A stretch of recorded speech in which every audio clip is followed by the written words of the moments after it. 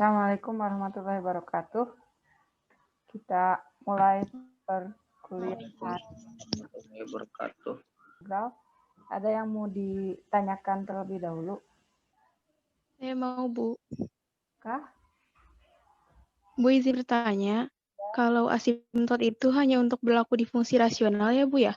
Soalnya di soal itu ada soal yang menanyakan asimtot, tapi fungsinya bukan rasional, Bu. Itu bagaimana? Terima kasih. Iya. Enggak juga. Asimtot ada untuk semua fungsi. Misalnya kalau kita punya fungsi polinom,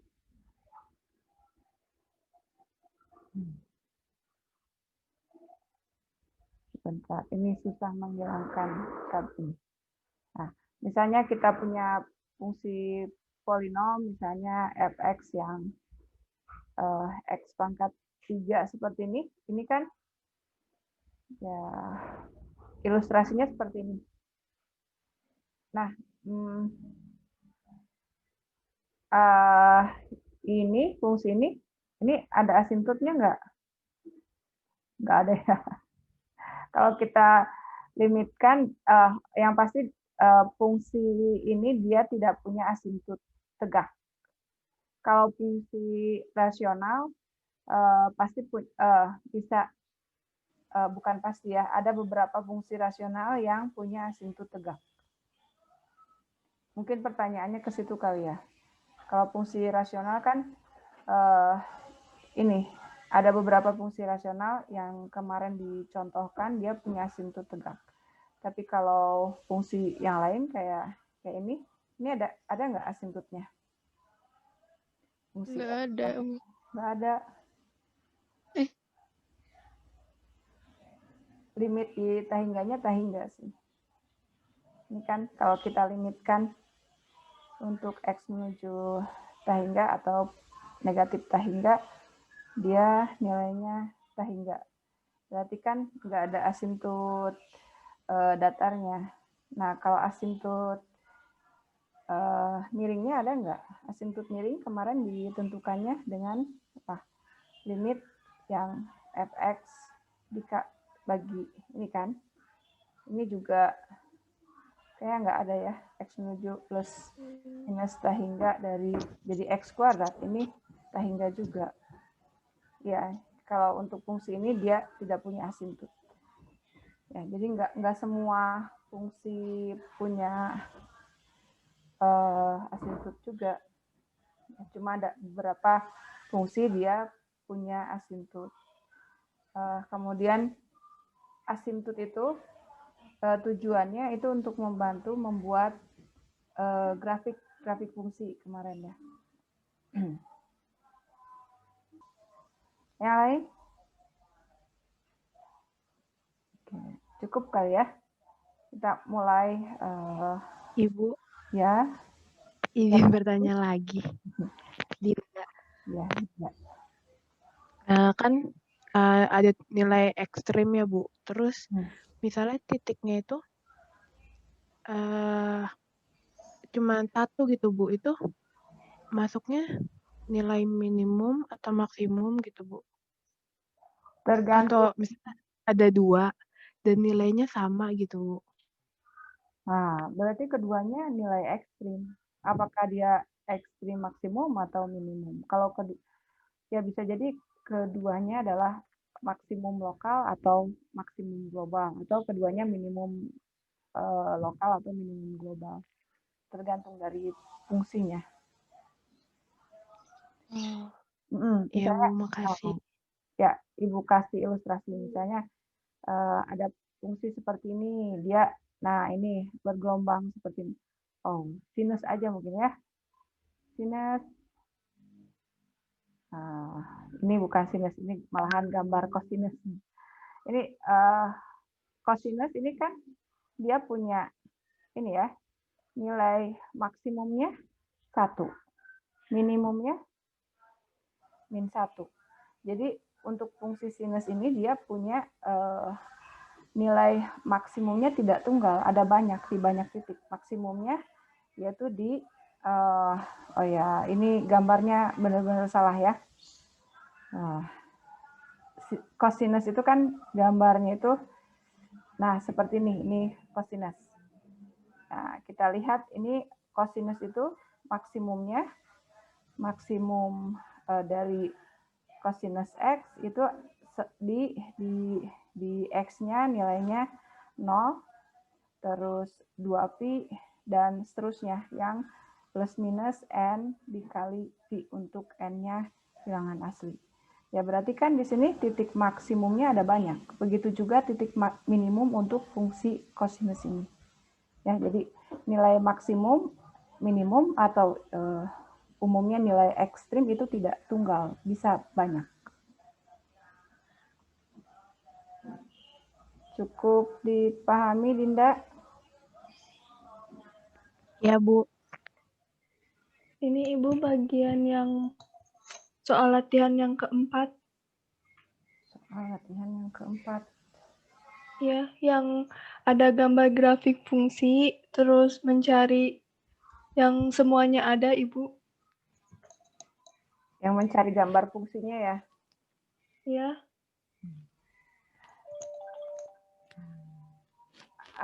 Yang ditanyakan bagian apanya?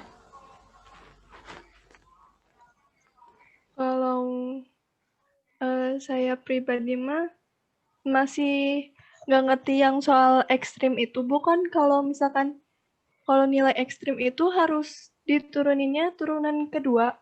Kalau pakai turunan pertama nggak bisa, Bu.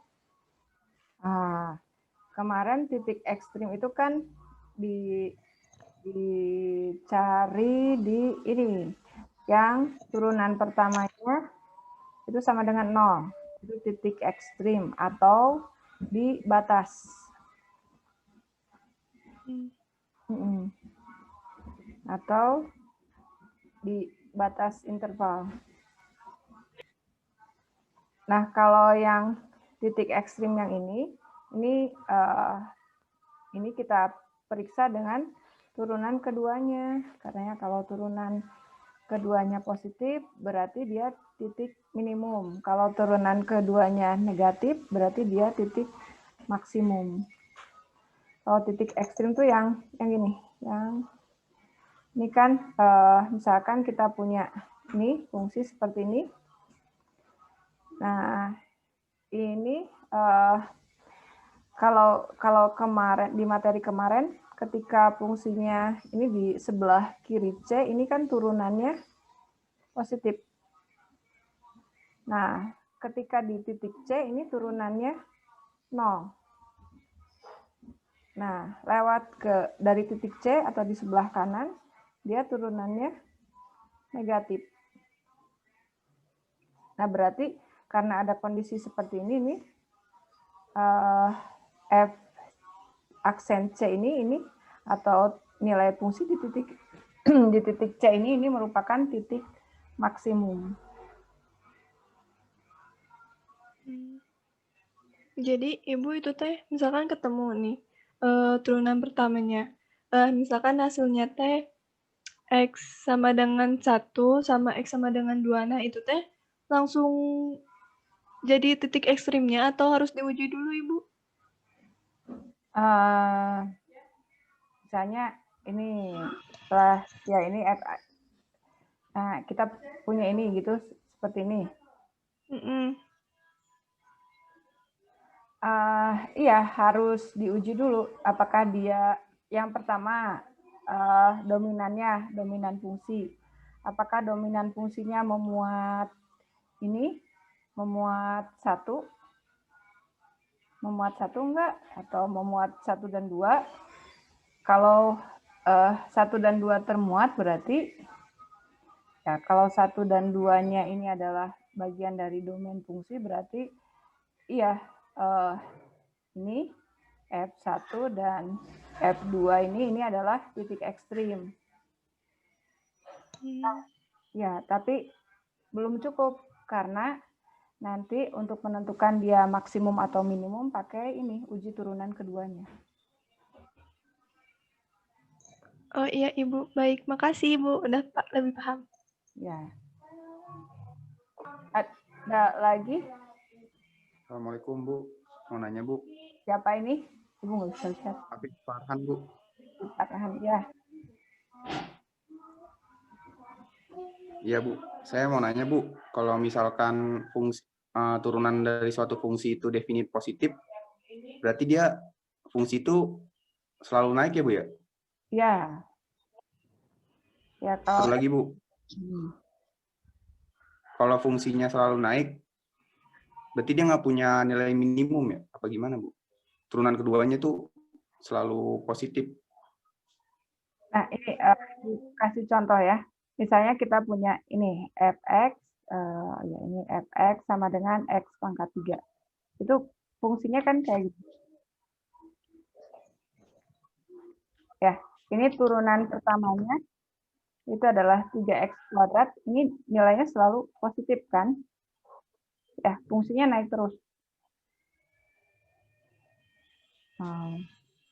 Terus tadi yang ditanyakan apa Ibu lupa? Ini Bu, jadi kalau misalkan turunan keduanya itu dia nggak punya nilai positif ya Bu. Jadi akar-akar dari turunan keduanya itu 0 sama positif. Maksudnya nggak ada yang negatif sama positif gitu Bu. 0 semua? 0 sama 2. 0 sama Kedua positif gitu. Nilainya 0 dan 2.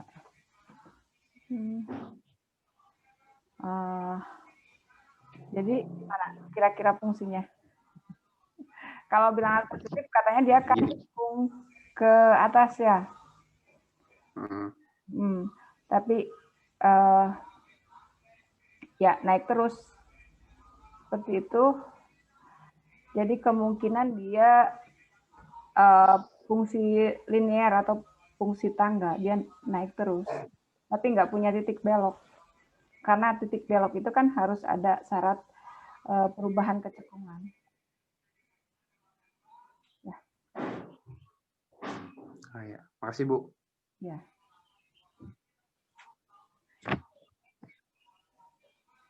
Ya, makasih Bu. Ya. Ada lagi? Ini Ibu ini ya.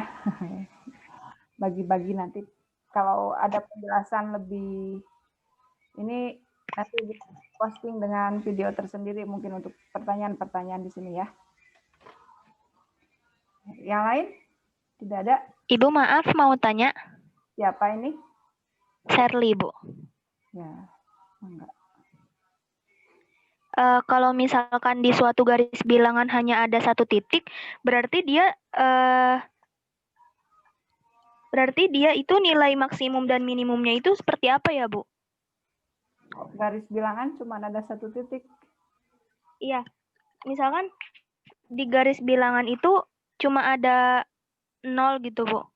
Kan kalau misalkan kayak maksimum dia yang paling kiri, terus yang minimum yang paling kanan. Terus itu gimana, Bu? Berarti misalnya kayak gini, terus X-nya domainnya hanya di satu titik gitu, di titik 0 gitu. Kayak gini gitu. Iya, Bu. Berarti dia semuanya, dia maksimum, dia minimum, dia titik ekstrimnya.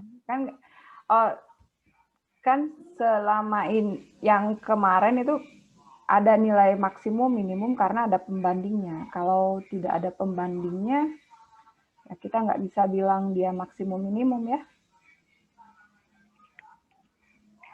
Oh gitu. Iya Bu. Terima kasih Bu.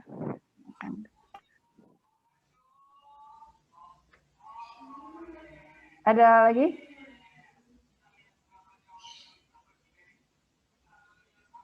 Ibu maaf izin bertanya. Ya, siapa ini? Aku duluan. Ibu nggak bisa lihat ini ya. Siapa yang bertanya? Siapa dulu? Ya udah saya dulu ya Bu. Ya. Untuk menentukan asimtot tegakan itu dx-nya harus ada kan Bu. Nah, kalau misalkan dx-nya tuh tidak mengandung x itu bagaimana? dx Misalnya X per 4. Kayak gitu. per 4. Oh, X per 4. Kemarin kata Ibu kalau asimptot tegak itu cirinya dia fungsi rasional kan? Fx-nya harus yang Px per Qx gini. Terus pada saat Qx-nya sama dengan 0, nah ini X-nya itu adalah asimptot tegak. Tapi ini harus diperiksa lagi ya, betul atau enggak. Tapi ciri yang beberapa, ya contoh-contoh yang sudah dikerjakan itu asimptot tegak itu biasanya seperti ini. Kalau ini fungsi yang fx sama dengan x per 4, ini bukan fungsi rasional. Karena kalau digambarkan, ini kan bisa dituliskan seperti ini. Jadi dia cuma satu variabel aja. Dan gambar fungsinya ini kayak gini. Fungsi linear sebenarnya ini ya. Fx sama dengan seperempat x itu. Ini kalau yang ini fungsinya memenuhi bentuk umumnya yang ini, fungsi garis. Jadi untuk yang ini dia tidak punya asimptot tegak. Punyanya asimptot miring. Asimptot miringnya ya dirinya sendiri. Untuk fx sama dengan x per 4.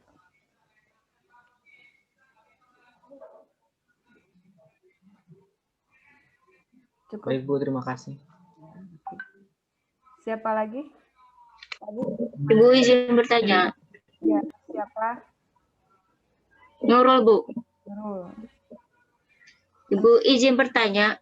Ya. Kalau kan buat asimptot datar itu kan plus minus limit plus minus sehingga. Nah, itu tuh berarti nanti hasilnya ada 2 atau gimana, Bu?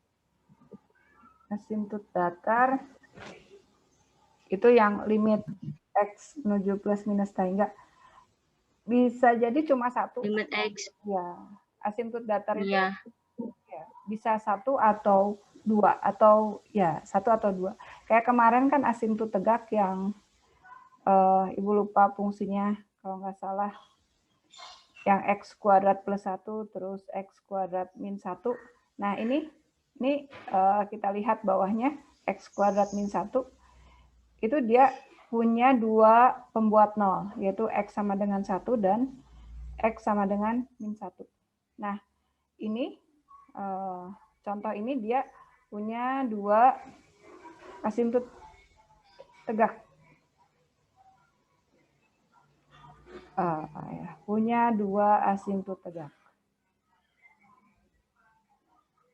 Ini nulisnya udah ngaco. Asimptot tegak yaitu X sama dengan 1 dan X sama dengan 2. Nah, untuk asimptot datar juga bisa jadi ada kondisi yang sama. Dia punya 2 asimptot. Kalau diilustrasikan, bisa jadi fungsinya, misalnya ini Cartesiusnya, bisa jadi fungsinya seperti ini. Jadi, yang gini. Nah, ini kan ada menuju ke asimptot yang berbeda. Jadi,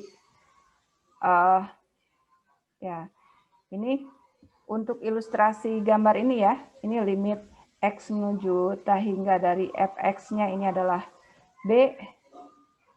Nah, ini limit x menuju min ta hingga dari fx-nya ini adalah minus a. Ya, bisa jadi seperti ini. Fungsinya Ibu pernah lihat tapi lupa fungsinya terdefinisinya seperti apa. Tapi ada yang kayak gini. Berarti gimana asimptot tegaknya gitu, Bu? Asimptot datar. Tadi kan pertanyaannya asimptot datar.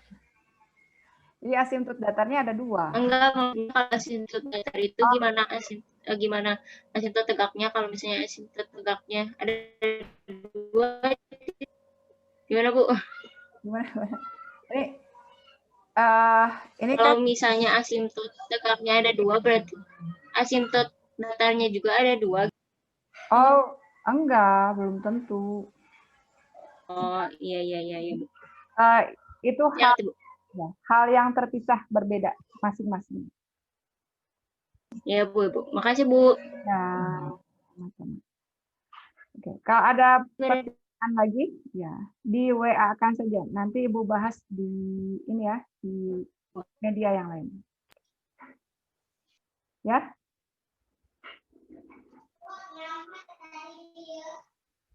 Kita masuk ke materi hari ini dulu.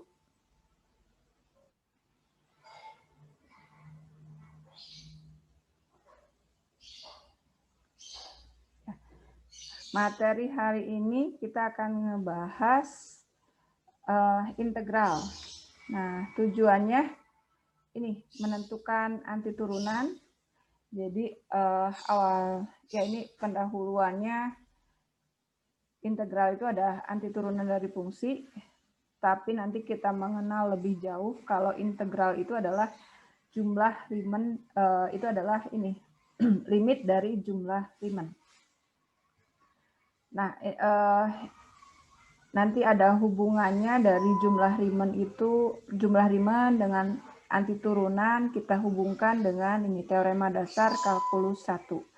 Dan yang terakhir kita akan menghitung turunan dari integral tentu.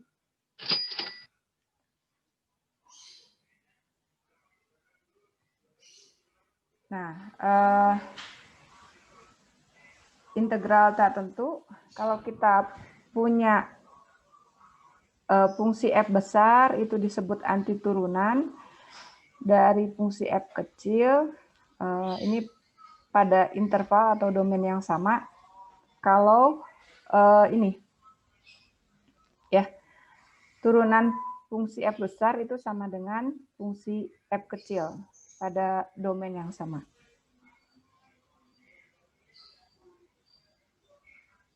Contohnya ini ada fungsi f besar itu adalah sepertiga x pangkat 3. Ini ada dua fungsi ya, ini fungsi f dan f1. Nah, kedua fungsi ini mempunyai antiturunan yang sama, yaitu ini fx sama dengan x kuadrat. Karena ini ya turunan dari sepertiga x pangkat 3 ini kalau diturunkan ya kalau dituliskan f aksen x itu kan sepertiga dikali 3x pangkat 3 min 1 atau kita punya x kuadrat. Gitu juga turunan dari f besar 1 ini adalah sepertiga kali 3x pangkat 3 min 1. Nah, ini konstantanya diturunkan jadi 0. Ini jadi x kuadrat. Tuh, ini ditambahkan ini ya. Seperti itu. Nah, jadi kalau kita punya fungsi f kecil ini antiturunannya itu tidak tunggal. Contohnya di sini ya. Kita punya x kuadrat, antiturunannya ada sepertiga x pangkat 3 atau sepertiga x pangkat 3 ditambah c. Nah, yang membedakannya yaitu ini konstantannya. Nah, antiturunan ini disebut juga integral tak tentu. Nanti ya di akhir materi. Notasinya seperti ini. Jadi ini di sini notasinya masih antiturunan. Antiturunan dari fungsi f kecil itu adalah fungsi f besar ditambah c. Oh ya, untuk antiturunan ini sebenarnya ada syarat yang harus ditambahkan. Kalau di buku Parsel juga ada syarat tambahannya. Dituliskan disebut antiturunan kalau ini f aksen x-nya, f besar, itu sama dengan fx untuk setiap x-nya di interval, ya misalnya intervalnya A sampai B, kecuali di ini, di E. Ya, dengan E-nya itu adalah himpunan 0. Himpunan 0. himpunan 0 itu adalah himpunan yang anggota ininya, ini anggotanya terhitung. Ya, untuk lebih mudahnya ya anggotanya terhitung. Nah, ini ya, ini syarat tambahannya sebenarnya seperti itu. Ini sifat-sifat integral tertentu. Nah, ini jadi integral dari x pangkat r dx itu adalah 1 per pangkatnya ditambah 1 dikalikan dengan x pangkatnya ditambahkan 1. Terus ini ditambah konstantanya. Ini syaratnya r-nya tidak boleh sama dengan min 1.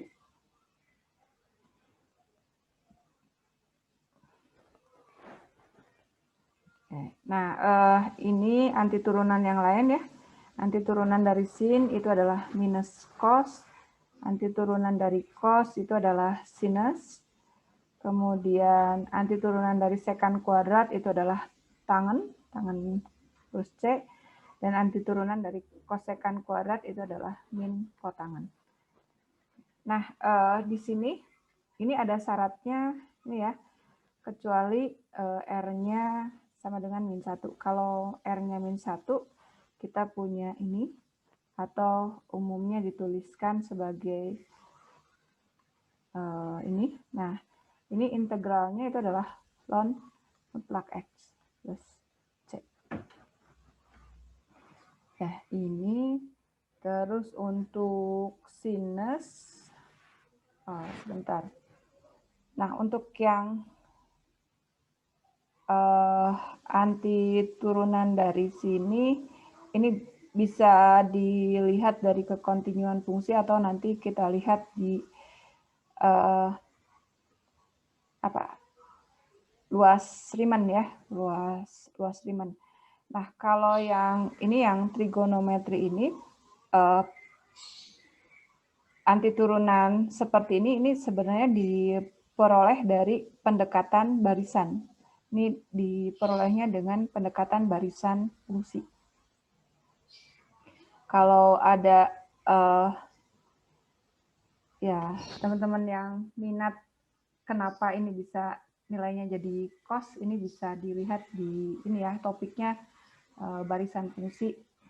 Ibu atau di kalau yang nanti ada analisis real 2 nanti bisa ketemu di sini. Ini ada di buku Bartel di bab 7 atau 8, Ibu lupa.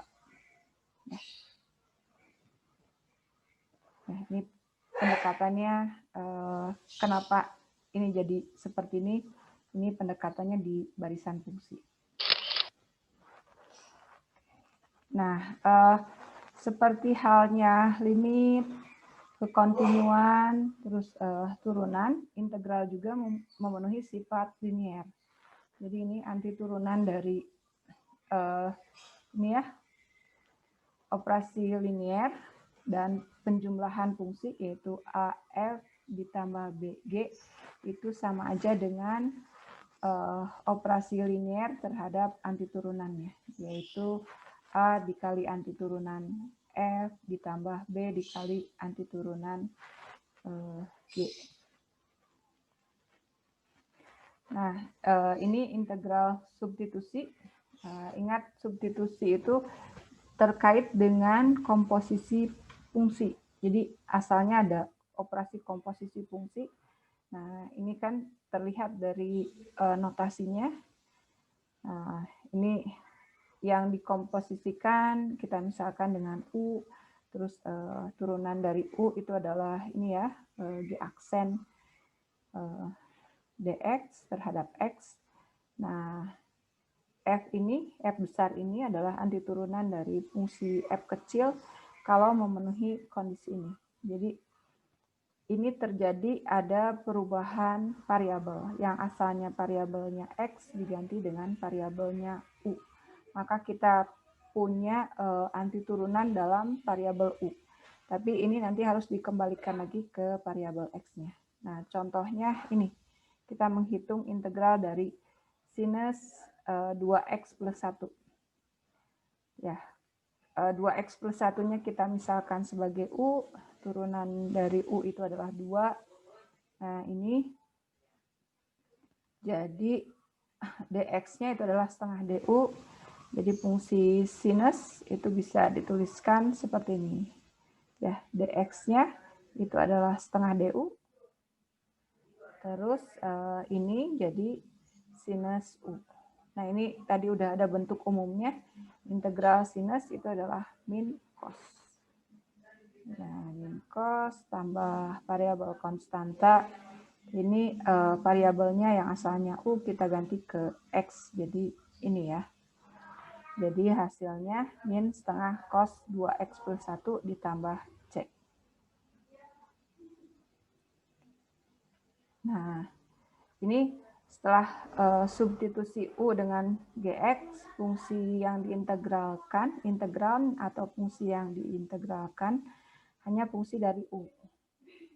Jadi contohnya ini X pangkat 3 tambah 1, X pangkat 5 dx, ini kita misalkan U-nya sama dengan X pangkat 3 plus 1,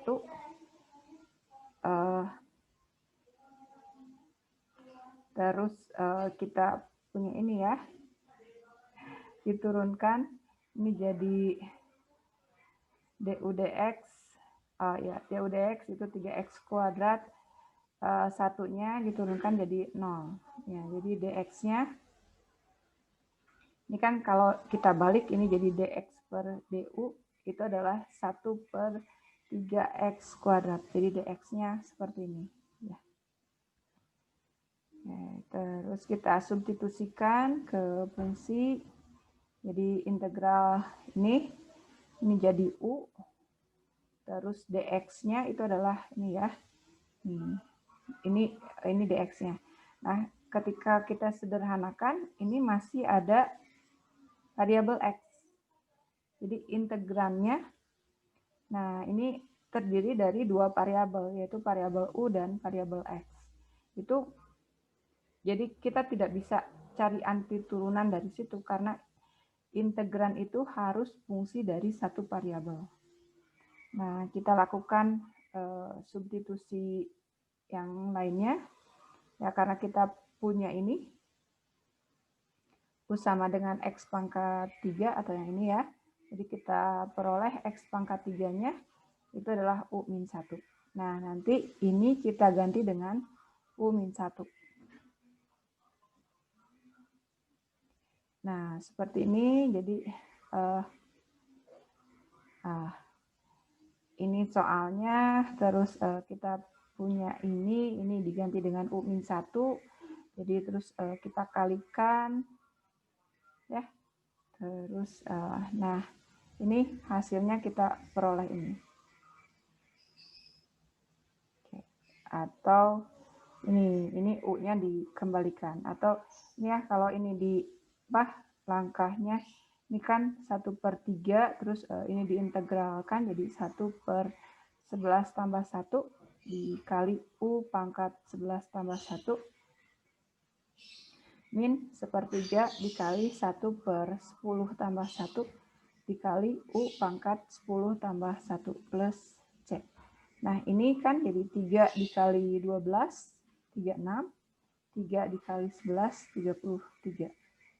Oke, terus U-nya kita kembalikan ke X, jadi kita punya ini.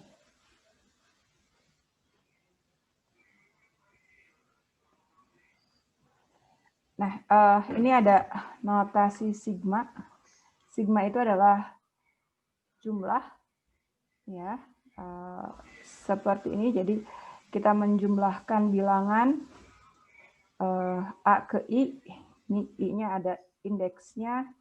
Dari 1 sampai N itu adalah menjumlahkan bilangan-bilangan ini. A1, A2, sampai A ke N. Nah, kalau kita punya, ini adalah konstanta atau bilangan tertentu yang tetap. Jadi, indeks yang pertama K dijumlahkan dengan indeks yang kedua K. sampai indeks yang ke N itu adalah bilangan K yang kita jumlahkan. Jadi kita punya di sini karena indeksnya dari 1 sampai N, jadi kita sebenarnya menjumlahkan N suku dari K. Jadi kita peroleh ini. Atau ya dicontohkan misalnya I-nya dari 1 sampai 10, kita jumlahkan 3. Jadi sebenarnya ini suku yang pertama itu adalah 3, suku yang kedua 3, suku ketiga 3, dan seterusnya sampai suku ke-10. Jadi sebenarnya kita menjumlahkan angka 3 ini sebanyak 10 kali. Ya, sesuai dengan indeksnya ini. Ini 10 dikali 3. Nah, itu sigma atau penjumlahan untuk konstanta. Nah, seperti yang lainnya ini, sigma ini memenuhi kondisi linear, jadi sigma dari operasi aljabar itu sama dengan operasi aljabar terhadap sigma. Terus ini yang kedua, yang ini tuh ini ya, jadi I sama dengan 1 sampai N, I itu adalah, ini kan indeksnya, jadi yang pertama 1, 2, 3, 4, dan seterusnya sampai ke N. Jadi menjumlahkan bilangan ini, dan ini adalah bentuk umumnya. Nah, yang ketiga, seperti ini, jadi ini juga ini ya, menjumlahkan bilangan-bilangan, ini I kuadrat, jadi 1 kuadrat ditambah 2 kuadrat, tambah 3 kuadrat, tambah 4 kuadrat, dan seterusnya sampai N kuadrat. Dan bentuk umumnya itu adalah ini. Terus yang keempat, ini sigma I pangkat 3 dari 1 sampai N. Itu adalah ini I pangkat 1 pangkat 3, 2 pangkat 3, 3 pangkat 3, 4 pangkat 3, dan seterusnya sampai N pangkat 3. Nanti kita akan punya ini jumlahan umumnya. Nah, ini katanya sifat yang nomor 2 sampai 4 itu bisa dibuktikan dengan induksi matematik. Bentuk ini harus diingat karena nanti kita akan banyak ketemu, apalagi di integral ini ya, karena integral dasarnya dari jumlah Riemann atau menjumlahkan luas-luas persegi panjang. Nah, ini untuk sifat yang pertama, ini kalau diuraikan ya, nanti tujuan akhirnya kita akan peroleh yang ini. Ini kan yang pertama ini kalau diuraikan, jadi kita punya ini KA1 ditambah LB1, terus ditambah KA2 ditambah LB2 ditambah KA3 ditambah LB3 dan seterusnya sampai ke N, karena indeksnya di sini sampai N ya. Ini jadi KAN ditambah LBN. Nah, semua yang memuat A kita kumpulkan. Jadi kita punya KA1 tambah KA2 tambah KA3 ini, dan seterusnya KAN. Kemudian yang B juga kita kumpulkan.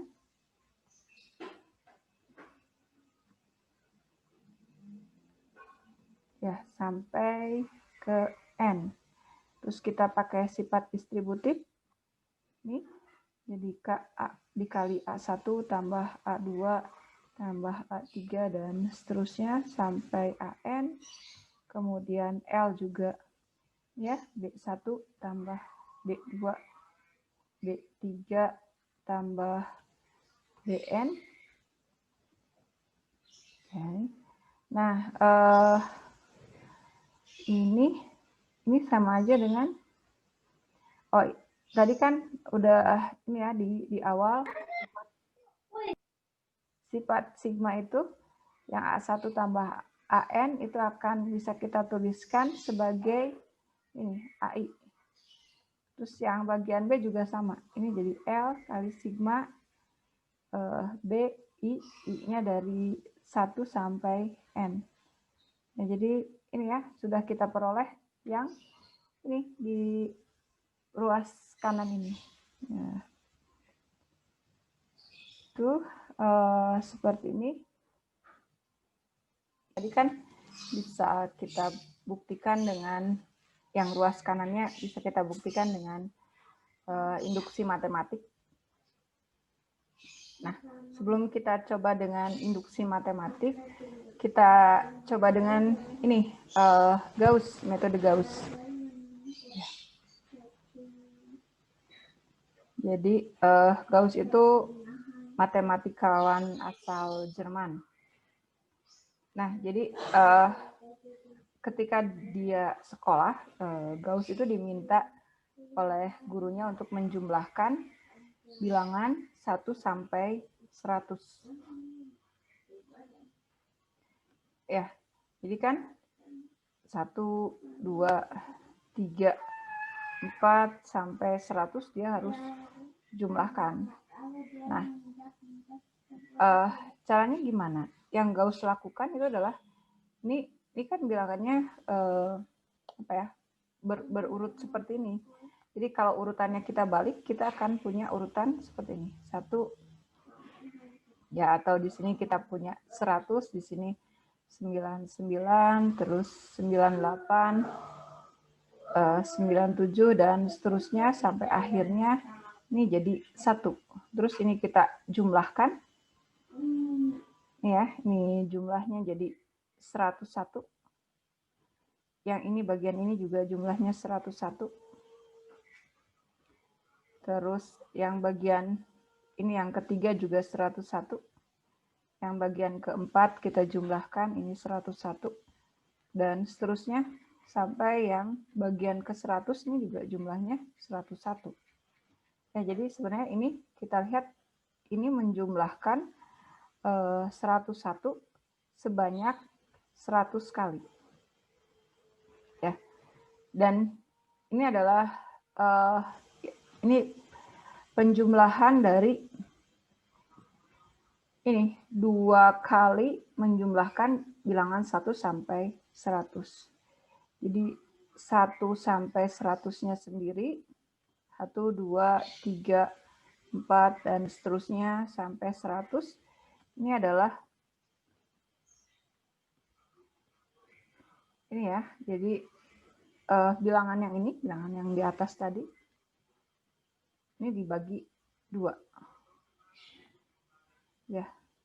Dan hasilnya itu adalah ini. Jadi kalau kita menjumlahkan bilangan 1 sampai 100 itu jumlahnya ada 5050. Ya, bayangkan kalau kita menjumlahkan bilangan ini sampai dapat 5050 berapa lama ya waktu yang diperlukan. Terus nah, dengan cara seperti ini juga menjamin tidak ada kesalahan hitung. Nah, metode yang dilakukan Gauss ini kita perumum. Perumum untuk menjumlahkan n bilangan pertama. Ini 4, 5, atau ini bisa dituliskan ini sigma I sama dengan 1 sampai n dari I. Ini dan seterusnya sampai ke n.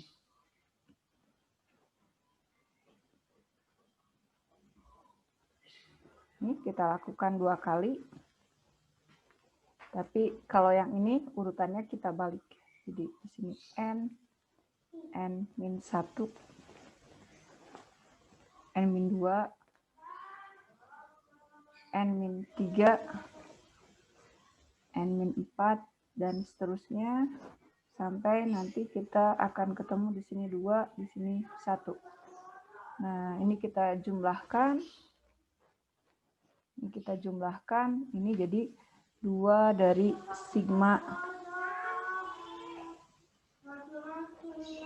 Nah, ini jumlahnya N plus 1.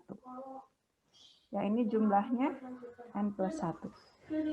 Yang bagian ini juga bagian ketiga jumlahnya N plus 1.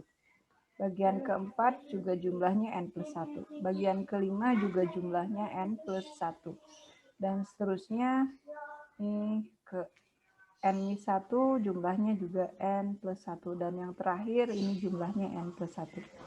Nah, kita lihat di sini, ini adalah menjumlahkan bilangan N plus 1 sebanyak N kali.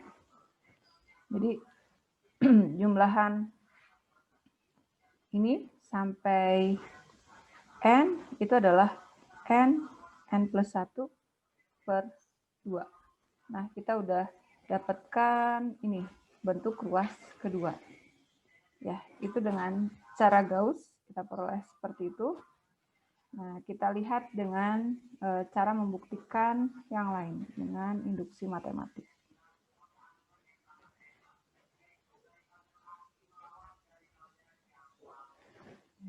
Nah, induksi matematik itu kita memerlukan langkah basis. Langkah basisnya itu untuk, ya kita buktikan benar untuk basisnya, yaitu N sama dengan 1. Ini kan dimulainya dari 1. Ini kita peroleh. Ini sigma sampai 1 dari ini adalah 1. Yang ruas kanannya itu adalah 1 plus. Nah, ini jumlahnya sama dengan 1.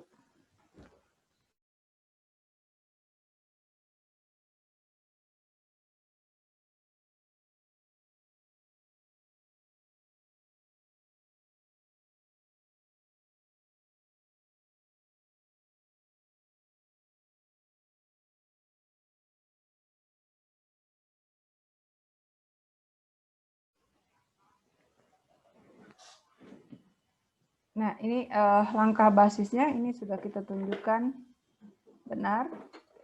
Terus kita asumsikan, ya kita asumsikan benar untuk N sama dengan K.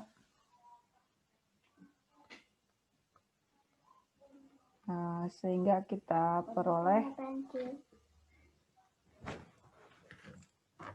ini sigma I sama dengan 1 sampai ke K.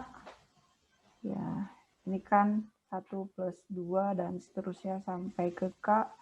Itu jumlahnya sesuai dengan yang di sini, di pernyataan yang akan kita buktikan, yaitu K dikali K plus 1 per 2. Ya, itu kita asumsikan benar, terus kita buktikan untuk N sama dengan K plus 1. Ya. Ini sigma I sama dengan 1 dari I K plus 1. Ini sama aja dengan 1 plus 2 plus 3 dan seterusnya sampai K sampai ke K plus 1. Nah, ini berdasarkan asumsi itu sama dengan yang ini, yang K kali K plus 1 per 2.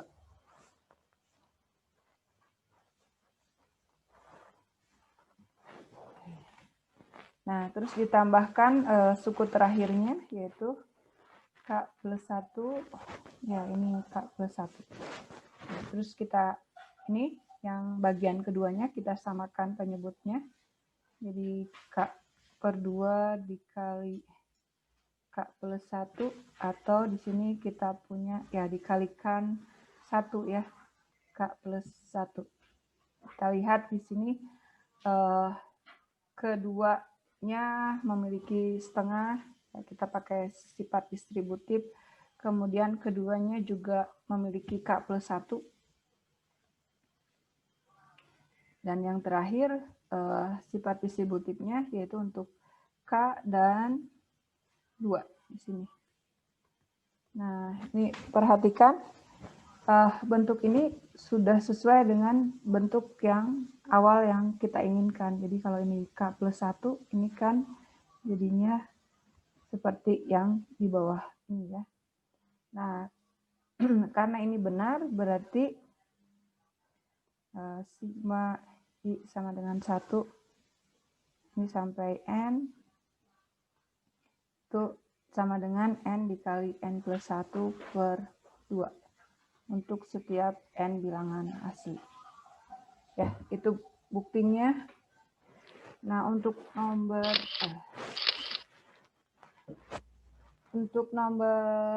3 dan 4 nanti bisa dicoba sendiri dengan ini ya, induksi matematika atau dengan cara lain.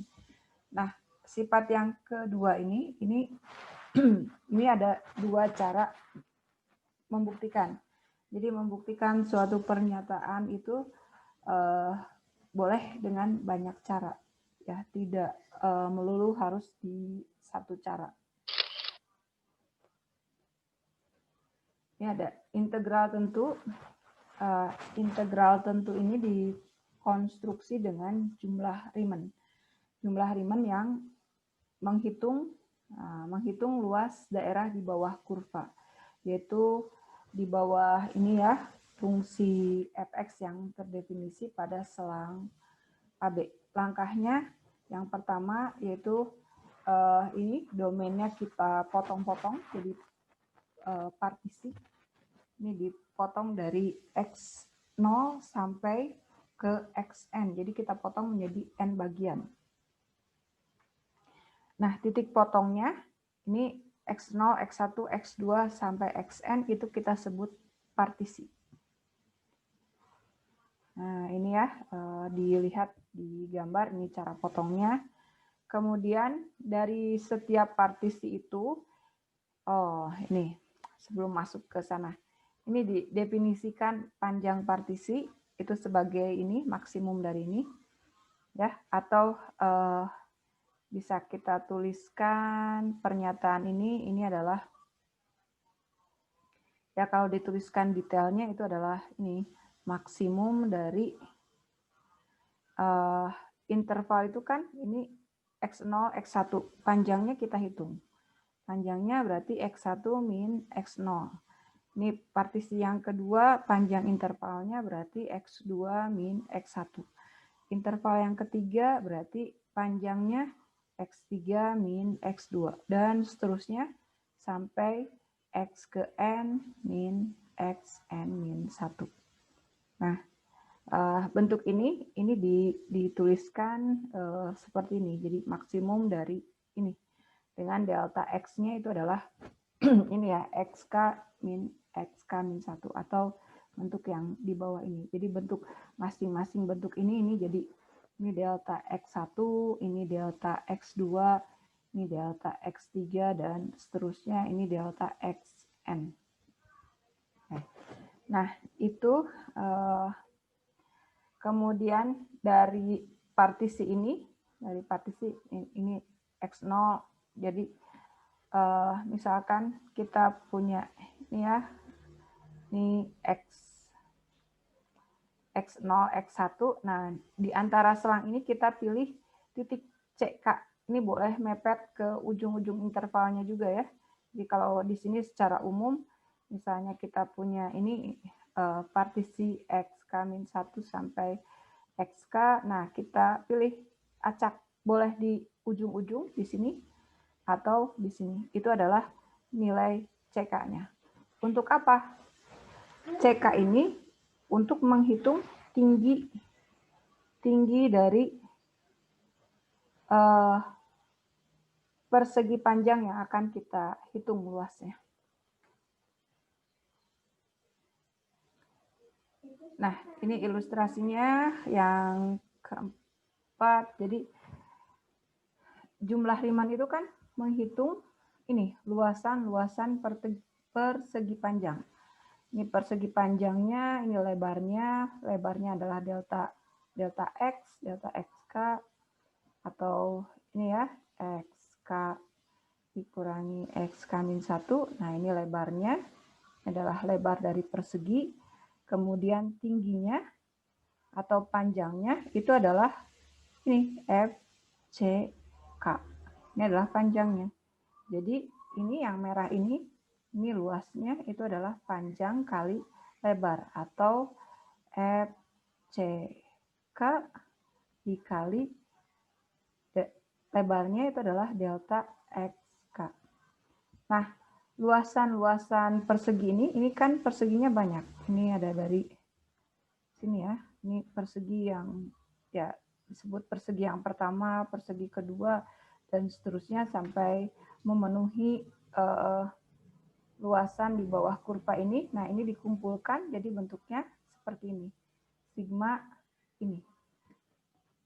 Jadi kumpulan luas persegi itu adalah bentuk jumlah Riemann. Nah, jumlah Riemann ini kita akan limitkan. Limitnya itu cara memperolehnya dari ini dengan mengecilkan ini delta X-nya. Ya, mengecilkan delta X-nya artinya ini sama aja dengan limit n menuju hingga dari, nah ini F, C, K, delta X, K. Ya, sama seperti ini. Ya, kalau limitnya ada, maka fungsi F ini terintegral Riemann dan dituliskan sebagai ini. Ya, atau ditulis di atas. Nah, ini contohnya. Ini ada integrannya X-2, batas selangnya 0 sampai 2. Tadi kan langkah awalnya, langkahnya apa? Partisi. Kemudian yang kedua itu tentukan C. Ya, tentukan C-nya. Terus nanti ada luasan persegi yang dijumlahkan ya. Jadi jumlah luas persegi. Jadi kita akan punya sigma ini F, C, K, delta X. Nah, tapi sebelum ke sini kita hitung dulu ini luas perseginya. Yang keempat, limitkan. Kalau kita limitkan berarti kita punya integral. Nah, prosesnya kira-kira seperti ini ya. Ini ada yang kelewat pasti. Yang pertama kita partisi sama panjang. Ini untuk mempermudah panjang partisinya kita samakan yaitu 2/n. Karena partisinya ada n bagian. Jadi supaya terus panjang partisi ini kan panjang selangnya itu adalah 2-0 untuk sebanyak n partisi. Jadi panjang partisinya ya ini 2-0 per n delta xn-nya. Ya, atau kita punya ini 2/n. Ya, jadi ini panjangnya 2/n, ini 2/n. Di sini nanti ada 2/n juga. Ini panjangnya 2/n. Dan yang terakhir juga panjangnya 2/n. Nah, jadi kita punya di sini, ini titik awalnya, x0-nya, itu sama dengan 0. Kemudian titik partisi kedua, itu adalah ini nilai awal ditambah panjang partisi. Nilai awalnya 0, panjang partisinya 2/n. Titik partisi kedua itu adalah ini nilai awal ditambah ini kan 2 kali panjang partisi. Jadi ini 2 delta X yaitu 2 kali ini. Dan secara umum kita akan peroleh ini. Ini ya. Jadi titik ke I itu adalah 2 di awal ditambah partisi ke berapa dengan panjang partisinya itu adalah 2/n.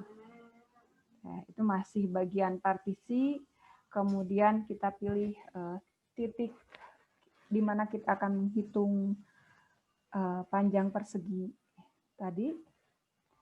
Nah, di sini dipilihnya yang di ujung interval. Jadi tadi kan Kalau kita punya misalnya di sini X0, X1, maka yang dipilihnya itu adalah yang sebelah kanannya. Jadi kalau kita punya di sini XK min 1 sampai XK, yang dipilihnya yang paling kanan. Nah, ini di sini ya. Kemudian kita punya bentuk rimannya. Nah, ini dari mana tiba-tiba? Tidak tiba-tiba. Jadi yang pertama kita punya luas persegi. Jadi luas persegi itu adalah panjang kali lebar. Panjangnya itu adalah FCK. Lebarnya itu adalah delta XK. Nah, fungsi yang akan kita hitung adalah 2 min X. Jadi, terus CK-nya dipilih adalah nih, XI. Jadi, XI, atau ini indeksnya dirubah ya, XI. Nah, ini sama dengan F. Kita substitusikan ke fungsinya, itu adalah 2 min XI. Oke. Delta XI. Ini belum selesai. Tadi kan XI-nya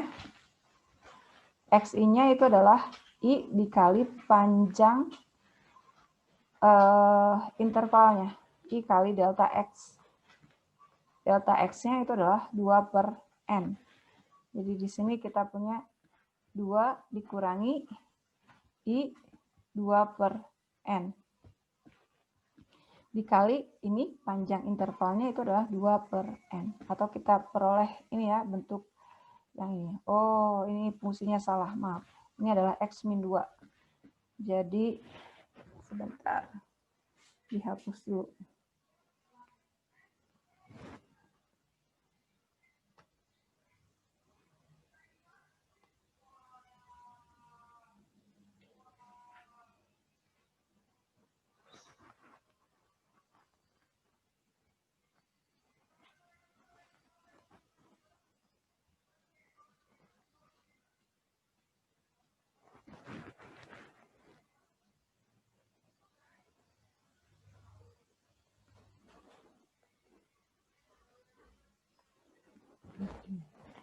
Nah, ini ya.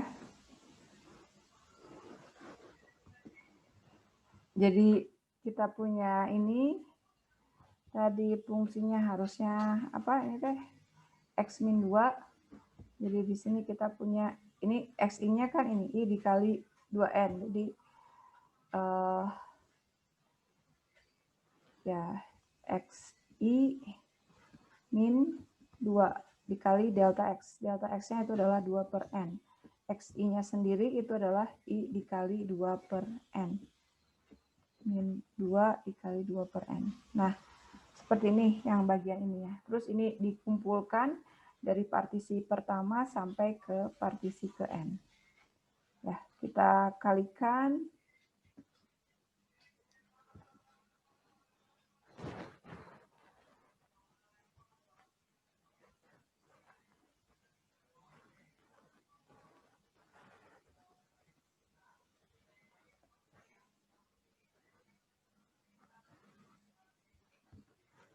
Nah, kita kalikan, kita peroleh seperti ini. Ini kan dikali, ini dikali, terus kita pakai sifat linearnya. Ya, jadi kita peroleh ini ya, bagian ini. Nah, kita peroleh ini, terus tadi yang sigma ini itu sama dengan N dikali N plus 1/2. Nah, ini kita ganti dengan ini, atau kita substitusikan ya nilai ini ke sini. Ini jadi kita peroleh ini hasilnya. Nah, ini yang sigma bagian ini. Kemudian karena ini konstanta, jadi menjumlahkan 1 ada sebanyak N kali, ini sama dengan N. Ya, 1 kali N itu adalah N ya. Ini nah, ini kalau operasinya kita uraikan, sedikit kita uraikan, kita akan peroleh ini ya, N kuadrat dikali N kuadrat plus N per 2 dikurangi 4, karena ini saling membagi. Terus ini akan sama dengan, ini kita bagi, ini jadi 2, Jadi 2n kuadrat per n kuadrat ditambah 2n per n kuadrat min 4. Atau kita akan punya ini 2 ditambah ya 2 per n min 4. Atau kita punya yang ini. Nah, jika n-nya menuju ke tahingga, itu artinya ini kita limitkan bagian ininya. Ini kita limitkan, limit dari konstanta itu adalah dirinya sendiri. Yang ini kita limitkan, ini limitnya jadi 0. Ya, jadi integral dari ini sama dengan min 2. Nah, kita bandingkan dengan kita lihat gambarnya dulu ya. Ini fx sama dengan x min 2 itu ilustrasinya seperti ini. Ini dari min 2, ini 2. Kita lihat ini merupakan segitiga siku-siku. Ini alasnya 2, ini kan 0, jadi panjangnya 2. Ini tingginya juga 2. Jadi luas segitiga ini adalah setengah alas kali tinggi. Alasnya panjangnya 2, tingginya panjangnya 2. Jadi ini 2. Ya, jadi hasil Riemann ini udah sesuai dengan ilustrasi geometrinya. Nah, kenapa di sini nilainya minus? Minus karena fungsi yang dihitung di sini luasnya itu ada di bawah sumbu X. Ya. Minus karena dia ada di bawah sumbu X. Nah, ini. Jadi, jika Y-nya adalah fungsi yang bernilai positif pada selang AB, maka integral tentu di atas menyatakan luas daerah yang terletak di bawah grafik Fx dan di atas sumbu X. Contoh yang tadi itu kan di bawah sumbu X, bukan di atas sumbu X. Dan ini antara garis X sama dengan A dan X sama dengan B. Terus ini sifat integral tentu itu memenuhi kondisi linier seperti ini ya. Nah, terus kalau kita punya pada interval itu ada suatu titik yang ada di interval, maka akan memenuhi ini. Kita lihat ini asalnya integral dari A sampai C, kemudian ini di batas. Jadi ini perhatikan ini harus salah satu jadi batas atas dan yang lainnya jadi batas bawah. Ini akan sama dengan kondisi yang luas kirinya. Nah, integral dengan batas atas dan batas bawah yang sama itu sama dengan 0. Karena integral itu adalah menghitung luas. Ya, luas itu persegi itu adalah panjang kali lebar. Nah, kalau lebarnya 0 ya hasilnya luasnya juga jadi 0 ya. Terus ini integral dengan batasnya yang terbalik. Ini batasnya dibalik. Itu jadi minus integral semula. Kemudian ini kalau kita punya fungsi ganjil dengan batasnya simetri seperti ini jadi luasannya 0. Contohnya fungsi ganjil itu secara definisi seperti ini. Ini adalah min fx. Contohnya sinus. Sinus adalah fungsi ganjil. Kita lihat ya, gambar sinus itu kira-kira seperti ini. Ini dibatasi dari minus pi. Ini kan lihat batas integralnya simetri. Nah, kita menghitung luasan di sini. Ini misalnya ini L1. Nah, yang ini juga luasnya sama. Ya. Ini L1 juga. Jadi yang satu nilainya positif, yang satunya lagi nilainya negatif. Jadi saling menghilangkan. Itu kalau kita menghitung fungsi ganjil dengan batas yang simetri. Nah, kalau fungsi genap, nih fungsi genap dengan batas simetri, itu jadi seperti kita menghitung satu luas aja. Ya, contoh fungsi genap itu yang ini fx sama min ini sama dengan fx. Ya, contohnya itu adalah cos seperti ini. Nah, ini dari minus pi sampai pi. Jadi kalau kita menghitung luas, ini kan luasnya pasti sama karena bentuk geometrinya juga sama. Jadi kita cukup menghitung salah satu bagian aja, karena bagian yang lainnya itu pasti luasnya sama. Itu fungsi genap. Nah, ini contohnya menghitung ini ya. Ini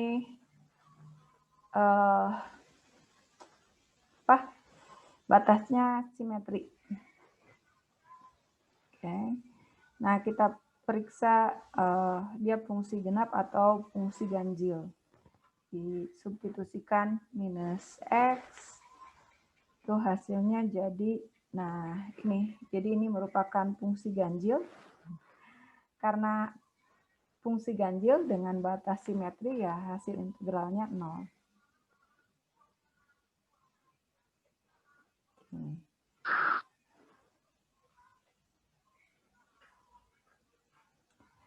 Nah, materinya Ibu cukupkan sampai tadi, sampai ini aja ya, fungsi genap dan fungsi ganjil. Sebelum Ibu tutup, ada yang mau ditanyakan dulu?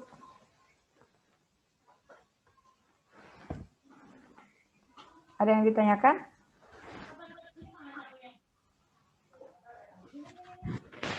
Kalau ada yang mana? Siapa ini yang bertanya? Dila ya? Sinti, Ibu. Ya. Ya.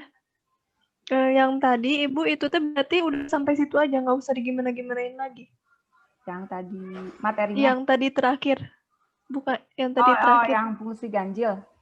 Iya. Iya. Udah gitu aja hasilnya. Iya, karena dia menjawabnya pakai teorema. Kalau dia punya fungsi ganjil, terus batasnya simetri, hasilnya pasti 0. Sudah siap. Makasih, Ibu. Ya, sama-sama. Bu, tutup pertemuan. Iya, Bu. Terima kasih, Bu. Assalamualaikum warahmatullahi wabarakatuh. Terima kasih, Ibu. Waalaikumsalam warahmatullahi wabarakatuh. Waalaikumsalam.